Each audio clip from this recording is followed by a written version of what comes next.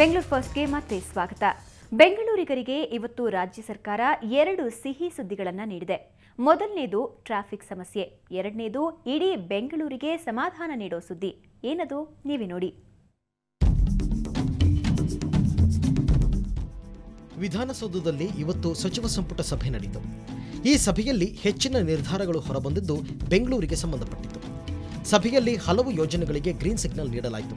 ಬೆಂಗಳೂರಿನ ಪ್ರಮುಖ ಸಮಸ್ಯೆಗಳ ನಿವಾರಣೆಗೆ ಸಭೆಯಲ್ಲಿ ಹೆಚ್ಚಿನ ಒತ್ತು ನೀಡಲಾಯಿತು.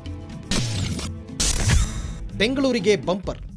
ರಾಜಾಜಿನಗರದ ಓಕಳಿಪುರಂನಿಂದ ಮೆಜೆಸ್ಟಿಕ್ನ ಕೊಡೆ ಸರ್ಕಲ್ವರೆಗಿನ 8 ಪಥದ ಸಿಗ್ನಲ್ ಫ್ರೀ ಕಾರಿಡಾರ್ ನಿರ್ಮಾಣಕ್ಕೆ ಸಚಿವ ಸಂಪುಟ ಸಭೆ ಒಪ್ಪಿಗೆ ನೀಡಿದೆ. 115 ಕೋಟಿ ರೂಪಾಯಿ ವೆಚ್ಚದಲ್ಲಿ 2 ವರ್ಷದ ಅವಧಿಯಲ್ಲಿ ಈ ಕಾಮಗಾರಿ ಪೂರ್ಣಗೊಳಿಸಲು ನಿರ್ಧರಿಸಲಾಯಿತು.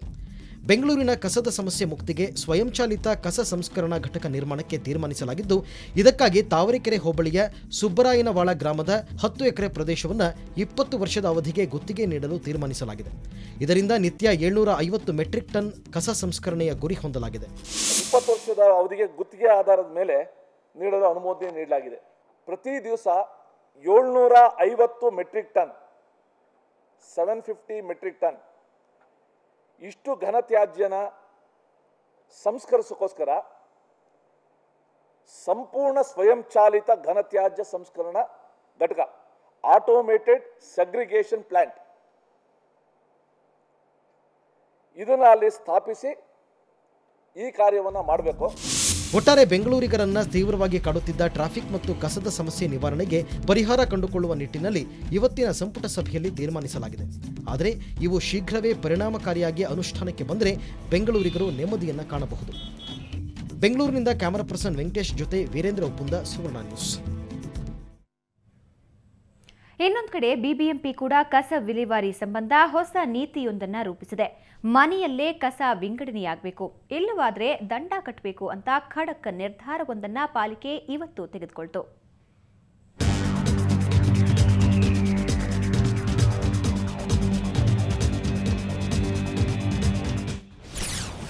ಮನೆ ಮಟ್ಟದಲ್ಲೇ ಕಸ ವಿಂಗಡಿಸಬೇಕು, ತಪ್ಪಿದ್ರೆ ಕಟ್ಟಬೇಕಾಗುತ್ತೆ ದಂಡ. ಬಿಬಿಎಂಪಿಯಲ್ಲಿ ಮಹತ್ವದ ನಿರ್ಧಾರ. ಬೆಂಗಳೂರಿನಲ್ಲಿ ಉಲ್ಬಣವಾಗ್ತಿರೋ ಕಸ ವಿಲೇವಾರಿ ಸಮಸ್ಯೆಗೆ ಇತಿಶ್ರೀ ಹಾಡಲು ಬಿಬಿಎಂಪಿ ಹೊಸ ನಿಯಮ ಹೊರತಂದಿದೆ. ಈ ನಿಟ್ಟಿನಲ್ಲಿ ಇವತ್ತು ಪಾಲಿಕೆಯಲ್ಲಿ ನಡೆದ ಸಾಮಾನ್ಯ ಸಭೆಯಲ್ಲಿ ಕೆಲವು ಮಹತ್ವದ ಚರ್ಚೆಗಳು ನಡೆದವು. ಹಸಿ ಹಾಗೂ ಒಣ ಕಸವನ್ನ ಮನೆ ಮಟ್ಟದಲ್ಲೇ ವಿಂಗಡಣೆ ಮಾಡೋದನ್ನ ಕಡ್ಡಾಯಗೊಳಿಸಿ ನಿರ್ಣಯ ಕೈಗೊಳ್ಳಲಾಯಿತು. ವಿಂಗಡಿಸದಿದ್ರೆ ಜನರು ದಂಡ ಕಟ್ಟಬೇಕಾಗತ್ತೆ. ಕಸ ಸೆಗ್ರಿಗೇಷನ್ನ 1ನೇ ತಾರೀಕಿನಿಂದ ಕಡ್ಡಾಯಗೊಳಿಸಬೇಕು. ಮನೆಯವರಿಗೆ ನಾವು ತಿಳುವಳಿಕೆ ಕೊಡಬೇಕು, ಅವ್ರಿಗೆ ಡಸ್ಟ್ಬಿನ್ಸ್ ಕೊಡಬೇಕು ಅನ್ನೋದನ್ನು ಈಗಾಗಲೇ ತೀರ್ಮಾನ ಮಾಡಿದ್ದೀವಿ. ಅದರಂತೆ ನಾವು ಬೈಲಾವನ್ನು ವಿಶೇಷವಾಗಿ ಸಭೆ ಕರೆದು ಒಂದು ಬೈಲಾನಲ್ಲಿ ಅಮೆಂಡ್ಮೆಂಟ್ ಮಾಡ್ತಾ ಇದ್ದೀವಿ. ಆ ಅಮೆಂಡ್ಮೆಂಟ್ ಬಗ್ಗೆ ಚರ್ಚೆ ಮಾಡಿ ನಾಳೆ ನಾವು ಅದನ್ನು ತೀರ್ಮಾನ ಮಾಡಿ ಸರ್ಕಾರಕ್ಕೆ ಕಳಿಸ್ತೀವಿ. ಇನ್ನು ಕಸ ವಿಲೇವಾರಿಗೆ ವಾರ್ಡ್ ಮಟ್ಟದ ಟೆಂಡರ್ ಕರೆಯಲು ಪಾಲಿಕೆ ಸದಸ್ಯರು ಗದ್ದಲ ಶುರು ಮಾಡಿದ್ರು. ಆದರೆ ಇದಕ್ಕೆ ಪ್ರತಿಕ್ರಿಯಿಸಿದ ಮೇಯರ್, ವಾರ್ಡ್ ಮಟ್ಟದಲ್ಲಿ ಟೆಂಡರ್ ಕರೆಯಲು ಸಾಧ್ಯವಿಲ್ಲ, ಸಮರ್ಪಕವಾದ ಕಸ ವಿಲೇವಾರಿಗೆ ಅನುಗುಣವಾಗಿ ಸೂಕ್ತ ರೀತಿಯಲ್ಲಿ ಟೆಂಡರ್ ಕರೆಯಲಾಗುವುದು ಎಂದರು. ಇನ್ನು ಕಸ ವಿಲೇವಾರಿ ನಿರ್ವಹಣೆ ಕುರಿತು ಪಾಲಿಕೆ ಸದಸ್ಯರಿಗೆ ಟ್ರೈನಿಂಗ್ ಕೂಡ ಆಯೋಜಿಸಲಾಗಿತ್ತು. ಇನ್ನೊಂದೆಡೆ ರಾಜ್ಯ ಮಾಲಿನ್ಯ ನಿಯಂತ್ರಣ ಮಂಡಳಿಯ ನೂತನ ಅಧ್ಯಕ್ಷ ವಾಮನಾಚಾರ್ಯ ಬೆಂಗಳೂರಿನ ಕಸ ವಿಲೇವಾರಿಗೆ ಮೊದಲ ಆದ್ಯತೆ ನೀಡುವ ಭರವಸೆ ನೀಡಿದರು. ಅಲ್ಲದೆ ಕೈಗಾರಿಕಾ ವಲಯಗಳಲ್ಲಿ ಮುಂದಿನ 3 ವರ್ಷಗಳಲ್ಲಿ ತ್ಯಾಜ್ಯ ನಿರ್ವಹಣಾ ಘಟಕವನ್ನು ಸ್ಥಾಪಿಸಲು ಕ್ರಮ ಕೈಗೊಳ್ಳಲಿದ್ದೇವೆ ಎಂದರು. ಹೀಗಾಗಿ ಬೆಂಗಳೂರಿನ ಗಾರ್ಬೇಜ್ ಅನ್ನೋದು is one of the issues of passion.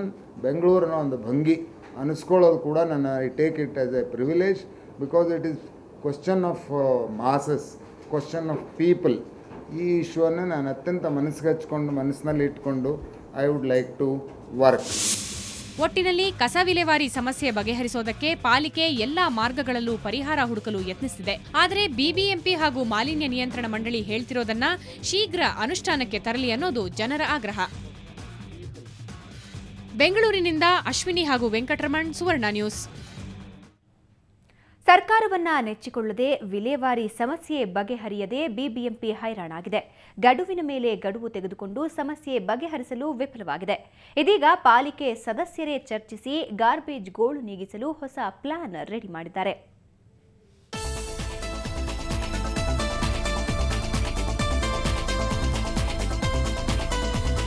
Garden city Bengaluru ಈಗ ಗಾರ್ಬೇಜ್ ಸಿಟಿಯಾಗಿ ಬಿಟ್ಟಿದೆ. ಹೀಗಾಗಿ ಆಯಾ ಕ್ಷೇತ್ರದ ಜನಪ್ರತಿನಿಧಿಗಳೇ ಸಮಸ್ಯೆ ಪರಿಹಾರಕ್ಕೆ ಮುಂದಾಗಿದ್ದಾರೆ. ಮಲ್ಲೇಶ್ವರಂ ಶಾಸಕ ಅಶ್ವಥ್ ನಾರಾಯಣ್ ತಮ್ಮ ಕ್ಷೇತ್ರದ ಎಲ್ಲಾ ಕಸವನ್ನ ಸಂಗ್ರಹಿಸಿ ಸಾವಯವ ಗೊಬ್ಬರ ತಯಾರಿಸಲು ಮುಂದಾಗಿದ್ದಾರೆ.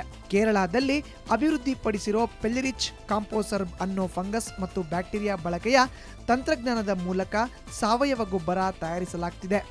2 ಟನ್ ಹಸಿ ಕಸ ಇದ್ದರೆ 100 kg ಕಂಪೋಸರ್ ಹಾಕಬೇಕು. 1 kgಗೆ 30 ಪೈಸೆ ರೀತಿ ಖರ್ಚಾಗುತ್ತೆ. ಈ ರೀತಿ ಕಂಪೋಸರ್ ಇದು ಖರ್ಚಾಗುತ್ತೆ. ಅದು ಬಿಟ್ಟರೆ ಬೇರೆ ಏನು ಖರ್ಚು ಬರೋಲ್ಲ. ನಾವು ಗೊಬ್ಬರನ ಈವನ್ ನಮ್ಮ ಕಾರ್ಪೊರೇಷನ್ 10 ರೂಪಾಯಿಗೆ ಮಾರ್ತೀವಿ ಅಂತ 3 ರೂಪಾಯಿಗೆ ಮಾರೂ 30 ಪೈಸೆ ಖರ್ಚಾದರೆ 3 ರೂಪಾಯಿಗೆ ಮಾರಾಟ ಆಗುತ್ತೆ. ಹಂಗಾಗಿ ಇದರಲ್ಲೂ ಹಣ ಜನರೇಟ್ ಆಗುವಂಥದ್ದಾಗುತ್ತೆ. ಈ ಸಾವಯವ ಗೊಬ್ಬರವನ್ನು ಮನೆಯಲ್ಲೇ ತಯಾರಿಸಬಹುದು. ಹೀಗೆ ತಯಾರಾದ ಗೊಬ್ಬರವನ್ನು ಪ್ರತಿ ಕೆಜಿಗೆ 3 ರೂಪಾಯಿಗಳಂತೆ ಮಾರಾಟ ಮಾಡಲಾಗುತ್ತೆ. ರೈತರು ಅತಿ ಕಡಿಮೆ ಬೆಲೆಯಲ್ಲಿ ದೊರೆಯುವ ಗೊಬ್ಬರವನ್ನ ಬೆಳೆಗಳಿಗೆ ಉಪಯೋಗಿಸಬಹುದು. ಬೇರೆ ಎಲ್ಲ ಎತ್ಕೊಂಬೋದು, ಇಲ್ಲಿ ತಂದು ವೆಟ್ ವೇಸ್ಟ್ ಡೈರೆಕ್ಟಾಗಿ ಇಲ್ಲಿ ಹಾಕ್ಬೋದು. ನಮ್ಗೆ 30 ಪೈಸೆ ಪರ್ ಕೆಜಿಗೆ ಕಾಂಪೋಸ್ಟ್ ಖರ್ಚಾಗುತ್ತೆ. ಇದನ್ನ ಮಾಡೋದ್ರಿಂದ ವಿತಿನ್ 30 to 35 ಡೇಸ್ ಈ waste it gets converted into manure ಅಂದರೆ ಬ್ಲ್ಯಾಕ್ ಗೋಲ್ಡ್ ಅಂತಾರೆ ಇದನ್ನ ಮಾರ್ಕೆಟಲ್ಲಿ. ಮನೆ ಕಸವನ್ನ ಸುಲಭವಾಗಿ ವಿಲೇವಾರಿ ಮಾಡೋದಲ್ಲದೆ ಹಣ ಸಂಪಾದನೆಯ ಮಾರ್ಗವೂ ಇದಾಗಿದೆ. ಮಾತ್ರವಲ್ಲ, ಬೆಂಗಳೂರು ನಗರವನ್ನ ಸ್ವಚ್ಛವಾಗಿಡಲು ಸಹಕಾರಿ. ನೀವು ಇದನ್ನು ಟ್ರೈ ಮಾಡಿ, ಜೊತೆಗೆ ಹಣವನ್ನು ಗಳಿಸಿ.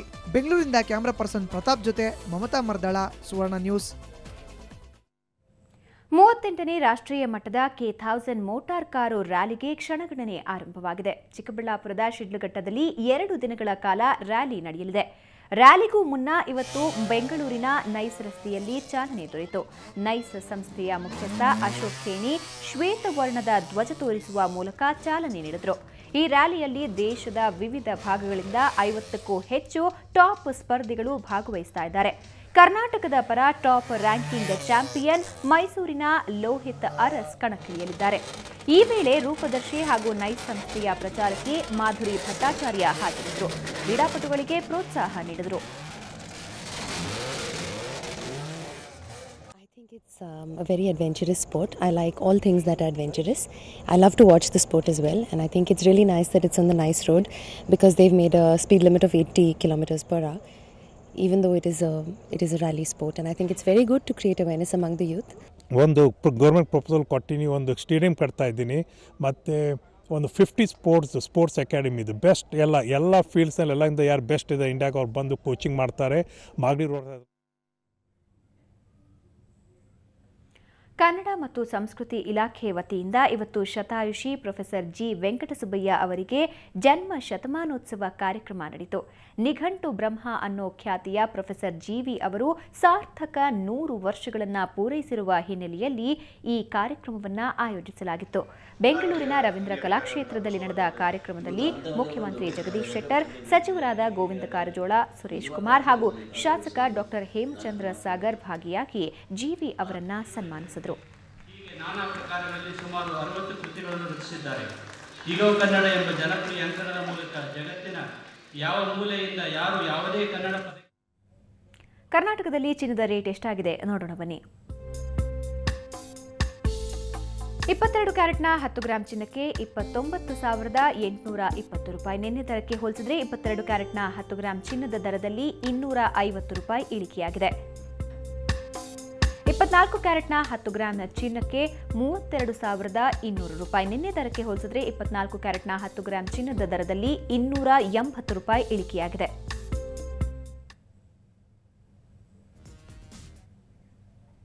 ಈಗ ಬ್ರೇಕ್ ನಂತರ ಬೆಂಗಳೂರು ಫಸ್ಟ್ ಮುಂದುವರಿಯುತ್ತೆ.